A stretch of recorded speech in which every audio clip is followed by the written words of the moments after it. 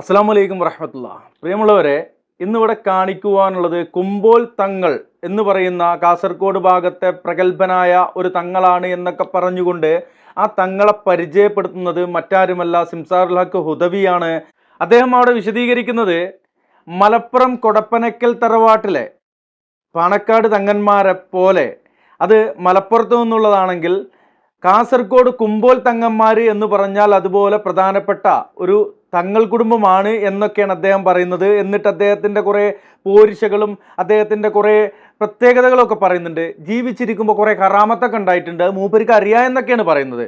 ഈ പറയപ്പെട്ട സിംസാറുൽ ഹക്ക് ഹുദവി പറയുന്നുണ്ട് മൂപ്പർക്ക് ഈ പറയപ്പെട്ട തങ്ങളുടെ കറാമത്തൊക്കെ കുറേ കണ്ടിട്ടുണ്ട്. മൂപ്പർക്ക് തന്നെ അനുഭവമുണ്ട്.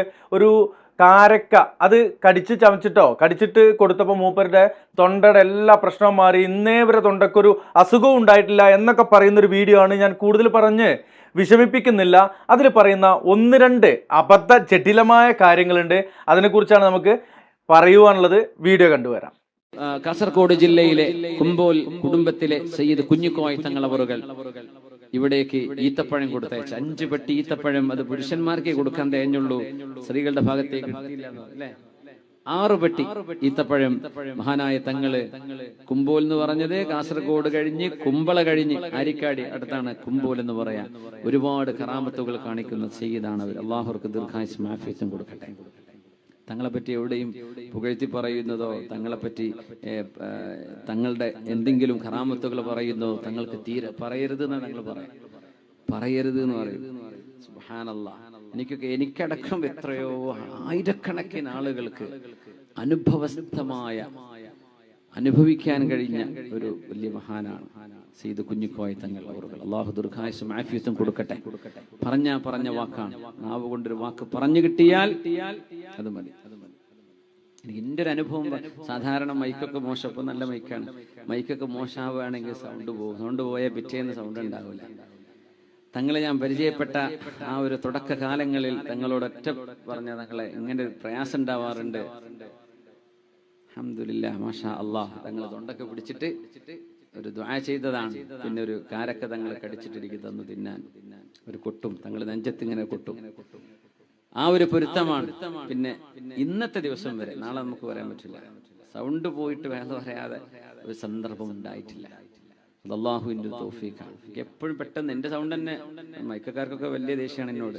ഇവർക്കല്ല കേട്ടോ, എത്ര ശരിയായി കൊടുത്താലും മുപ്പർക്ക് മൈക്ക ശരിയാവില്ല എന്ന് പറയും. എൻ്റെ സൗണ്ട് അത്ര ചെറിയ സൗണ്ട്, അതുകൊണ്ടാണ്. ഇത് വേറൊരാൾക്ക് ഭയങ്കര മൈക്കായിരിക്കും. ഇവിടെ ആകെ ഇടിച്ചു പൊളിക്കാൻ മാത്രമുള്ള സൗണ്ട് ഇതിനുണ്ട്. പക്ഷെ എനിക്ക് എൻ്റെ ഒരു ലൈഫായ അവസ്ഥയിൽ അത് ചിലപ്പോൾ പറ്റാറില്ല. അതുകൊണ്ടുണ്ടാവുന്ന പ്രശ്നം. അപ്പൊ മഹാനായ തങ്ങളവറുകളുടെ ആ ഒരു പൊരുത്തവും ഞാൻ അനുഭവിക്കുകയാണ്. പല കാര്യങ്ങളും അള്ളാഹു ആ തങ്ങള് അവിടുന്ന് തങ്ങളുടെ ഖാദിം സദ്ദീഖ് ഉസ്താദ് പോലെ അവരിവിടെ വന്ന് എനിക്ക് വിളിച്ചു. ഞാൻ മടവൂര് വന്നിട്ട് പോവാണ്, ഞങ്ങൾ കോഴിക്കോടാണ്, പറഞ്ഞു മടവൂര് വന്നിട്ട് പോവാണ്. തങ്ങൾ ചീരണി കൊടുത്തയച്ചിട്ടുണ്ട്, ദ്വാരക്കാൻ വേണ്ടി പറഞ്ഞിട്ടുണ്ട്. ഒരു പ്രയാസമുള്ള ഒരാളെയും തങ്ങൾ പറഞ്ഞയച്ചിട്ടുണ്ട്, അവർക്കും വേണ്ടി ദ്വാരക്കണം എന്ന് പറഞ്ഞിട്ടുണ്ട്. അള്ളാഹു തങ്ങൾക്കും തങ്ങൾ ദ്വാരക്കാൻ ആർക്കൊക്കെ വസിയത്ത് ചെയ്തിട്ടുണ്ടോ അവർക്കൊക്കെയും അവരുടെ ഉദ്ദേശങ്ങൾ അള്ളാഹു നിറവേറ്റി കൊടുക്കട്ടെ. അള്ളാഹു സലാമത്താക്കി കൊടുക്കട്ടെ. അള്ളാഹു ആ കുടുംബം, നമ്മൾ ഇവിടെ പാണക്കാട് കുടുംബം എന്ന് പറയുന്ന പോലെ വടക്കേ മലബാറിലെ പാണക്കാടാണ് മഹാന്മാരായ കുമ്പോൽ സയ്യിദന്മാർ. ആയിരക്കണക്കിന് ആളുകൾ കർണാടകയുടെ ഭാഗങ്ങളിൽ നിന്ന്, ബോംബെയിൽ നിന്ന്, ഗോവയിൽ നിന്ന്, നമ്മുടെ കേരളത്തിന്റെ മുക്കുമൂലകളിൽ നിന്നൊക്കെ ആ മഹാനുഭാവനെ ഒന്ന് കണ്ട് സലാം പറയാൻ, തങ്ങളോടൊന്ന് ദ്വാരപ്പിക്കാൻ എത്ര ആളുകളാണ് അവിടെ കാത്തു നിൽക്കുന്നത്. തങ്ങൾക്ക് വയ്യ, വല്ലാത്ത ക്ഷീണമാണ്. തങ്ങൾക്ക് ഊരവേദനയും പ്രയാസമൊക്കെ ഉണ്ട്. തങ്ങളുടെ കയ്യിൽ ചെറിയ ബുദ്ധിമുട്ടൊക്കെ വന്നിട്ടുണ്ടായിരുന്നു. എന്നാലും ജനങ്ങൾക്ക് വേണ്ടി തങ്ങൾക്ക് എഴുതി കൊടുക്കണം. തങ്ങളത് വായിച്ചതിന് മറുപടി എഴുതി തരും. ചിലപ്പോൾ ചികിത്സ ചെയ്യാൻ വേണ്ടി മരുന്ന് എഴുതി കൊടുക്കും. ഇന്ന ഡോക്ടറെ പോയി കാണണം എന്ന് പറയും. ക്യാൻസർ ബാധിച്ച ഇന്ന് മംഗലാപുരത്ത് വലിയൊരു ഹോസ്പിറ്റലിന്റെ മെയിൻ സ്ഥാപകനായ ഒരു ഡോക്ടർ ഇന്ന് ജീവിച്ചിരിപ്പുള്ളതാണ്. അദ്ദേഹം മുസ്ലിമാണ്. അദ്ദേഹത്തിന് ബ്ലഡ് ക്യാൻസർ പിടിച്ചിട്ട് എറണാകുളത്തേക്ക് ചികിത്സക്ക് കൊണ്ടുപോകുമ്പോഴാണ് ആ ഡോക്ടറുടെ തോളിൽ കൈവിട്, നിങ്ങൾക്കൊന്നുമില്ല, പോയിക്കോളി എന്ന് പറഞ്ഞത്.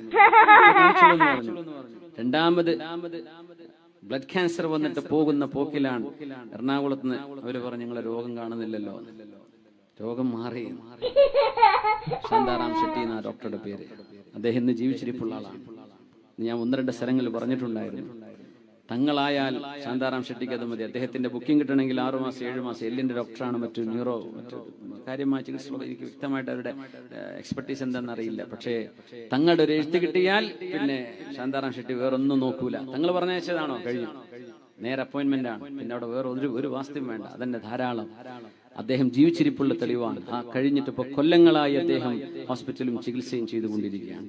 അങ്ങനത്തെ ഒരു ഇന്ന് നമുക്ക് മുമ്പൊക്കെ നമ്മൾ അങ്ങനെ ഒരുപാട് മഹാന്മാരെ കേട്ടിട്ടുണ്ട്. ഇന്ന് നമുക്ക് കേട്ട് നമ്മുടെ മുമ്പിൽ ജീവിച്ചിരിപ്പുള്ള അപൂർവം ചില മഹാന്മാരിൽ മഹാനായ സയ്യിദ് കുഞ്ഞിക്കോയ തങ്ങൾ, അള്ളാഹു അവർക്കും അവരുടെ ജ്യേഷ്ഠനുജന്മാർ സയ്യിദന്മാരുണ്ട്, സയ്യിദ് അലി തങ്ങളുണ്ട്, അവരുടെ ജ്യേഷ്ഠനാണ് KS ആറ്റക്കോയ തങ്ങൾ, കുമ്പോൾ തങ്ങൾ അവറുകൾ, അവരുടെ അനുജനുണ്ട് ജാഫർ തങ്ങൾ, വേറെയും അവരുടെ അനുജന്മാരുണ്ട്. അവർക്കൊക്കെ ആ കുടുംബത്തിന് മുഴുക്കയും അള്ളാഹു തആല നമ്മുടെ എല്ലാ സയ്യിദന്മാർക്കും എല്ലാ ഉസ്താദുമാർക്കും ദീനിന്റെ ഖാദിമീങ്ങൾക്കും അള്ളാഹു ദീർഘായുസ്സും ആഫിയത്തും കൊടുക്കട്ടെ.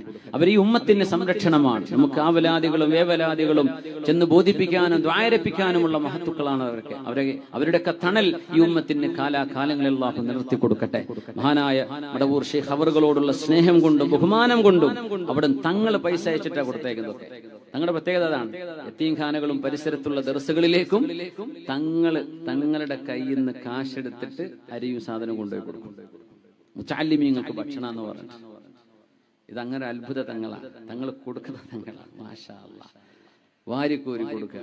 അവിടുത്തെ മഖാം, അവിടുത്തെ ഉറൂസ് വരുമ്പോൾ കാണാൻ പറ്റും, ഓടിച്ചാടി ജനങ്ങൾക്ക് ഭക്ഷണം വിളമ്പി കൊടുക്കാൻ വരെ സയ്യിദ് അവർകളുണ്ടാവും. ഒരു സാധാരണക്കാരനെ പോലെ ഒരിക്കലും തിരിച്ചറിയാം ഇതാണോ ഈ പറഞ്ഞ മഹാൻ എന്ന് നമ്മൾ കാണുമ്പോൾ. ഒരു പക്ഷേ ജനങ്ങൾക്കിടയിലൂടെ ഓടി നടന്ന് വിയർത്ത് ജനങ്ങളിൽ ഒരാളായിട്ട് നടക്കുന്നത് കണ്ടാൽ നമുക്ക് പോലും അത്ഭുതം തോന്നിപ്പോകും. അങ്ങനത്തെ ഒരു മഹാൻ. അള്ളാഹുവേ നീ അവർക്കൊക്കെ ദീർഘായുസ്സും ആഫിയത്തും നിന്റെ ഹിഫ്ളും ഇനായത്തും നൽകണേ തമ്പുരാനെ.